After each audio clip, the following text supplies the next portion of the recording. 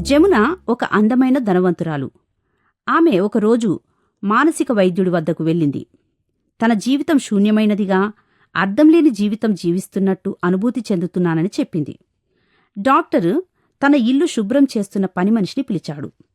తరువాత డాక్టరు జమునను పిలిచి, "నువ్వేమీ చెయ్యొద్దు, ఈమె చెప్పింది విను, అది చాలు" అన్నాడు.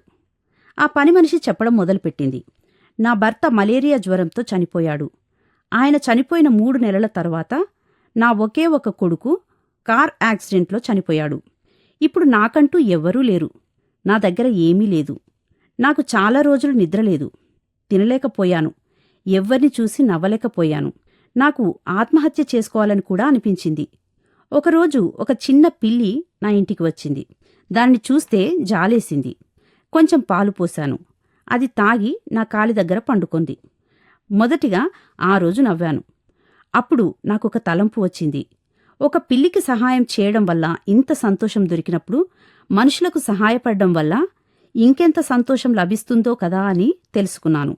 మరునాడు ఇడ్లీ చట్నీ తయారు చేసి పక్క ఇంట్లో ఉన్న వృద్ధులైన రోగులకు ఇచ్చాను. వారి ముఖంలో కనిపించిన తృప్తి చూసి నాకు చాలా సంతోషం అనిపించింది.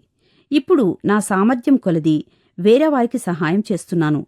ఈ లోకంలో నాలాగా సంతోషం కలిగిన వారు ఎవరూ లేరనుకుంటున్నాను. ఇది వినిన జమునకు ఏడ్పు వచ్చింది. ఆమె దగ్గర డబ్బు ఉంది, కాని డబ్బుతో కొనలేని సంతోషం ఆమె దగ్గర లేదు. నిజమైన సంతోషం ఇతరులను సంతోషపెట్టడంలోనే ఉంది.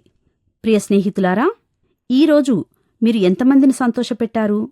ఆలోచించండి ఒకసారి.